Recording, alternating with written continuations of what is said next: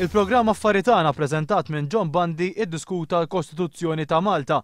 Il-mistiedna mhux biss tkellmu dwar il-vot ta' sfiduċja illi affaċċa l-Gvern fl-aħħar ġimgħat, imma wkoll dwar it-tisħiħ tal-Kostituzzjoni. Bid-deputat mexxej Laburista Tony Abela jitkellem dwar diversi punti li wieħed jista' jdaħħal f'Kostituzzjoni riveduta. Jien nixtieq li nara pereżempju għaliex konsill lokali obbligat li jintaqa' darba fix-xahar u parlament darba fis-sena. U nixtieq imma diki s-sitwazzjoni jekk issib gvern irid joqgħod jilgħablek bil-liġi se jilgħablek biha. Jien nixtieq nara pereżempju li jkun hemm aktar ċans li l-Kostituzzjoni tinbidel ukoll anki b'referenda popolari bħalma fil-fatt kien hemm żmien illi kien jinbidlu. Jien nixtieq nara pereżempju iċ-ċans illi mhux biss tattakka liġi li tkun kontra l-Kostituzzjoni, imma li inti mingħajr matur interess tattakka qatt tal-Parlament li jmur kontra il-Kostituzzjoni.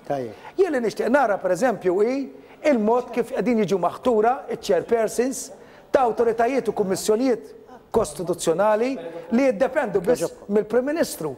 Jien nixtieq nara pereżempju li jkollna gvern li tagħti seta' l-Prim Ministru li jkun jista' jaħtar nies li huma kompetenti f'oqsma differenti. Jien nixtieq nara pereżempju li nara sitwazzjoni fejn l-imħalfin ma jiġux maħtura mill-eżekuttiv.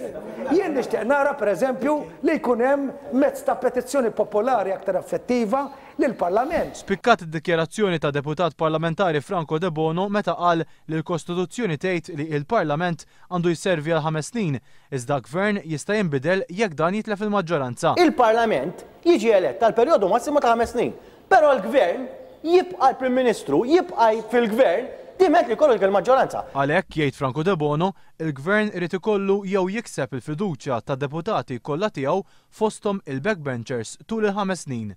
Reġa' rrepeta dak li qal fil-ġimgħat li għaddew fosthom li pajjiżna jkollu il-liġi tal-finanzjament tal-partiti illi tgħin biex jinqataw il-klikek li jaffettwaw il-gvernijiet. U jiena naħseb illi hija waħda mill-iktar liġijiet fundamentali li għandna bżonn fid-demokrazija tagħna u se nikkonkludi u din għandha ġġib ukoll kultura ġdida fil-mod kif nagħmlu politika. Mistoqsi fuq il-pożizzjoni tiegħu illum qal li dak li jagħmel fil-vot ta' sfiduċja jitkellem waħdu. Jiena dak li kelli ngħid għadtu u dak li kelli nagħmel għamiltu. Anke fil-Parlament ħadd il-pożizzjoni li ħadd l-istend li ħadd, issa sta ħadd ieħor illi jaraw il-mossi tiegħu x'se jkunu. Jiena fuq voti mhux ma nafx meta ħajkun il-vot li jmiss, ma nafx fuq ix, ma nafx ta' dak iż-żmien ħadd inbidel pożizzjoni jew. Komplejt li wieħed irid jara jekk is-sejħiet tiegħu u misser jintlaqgħu waqt li fakkar li hemm deputati oħra li huma jistax jgħid ser jagħmlu. Sallu, iva jew le fil-qasir.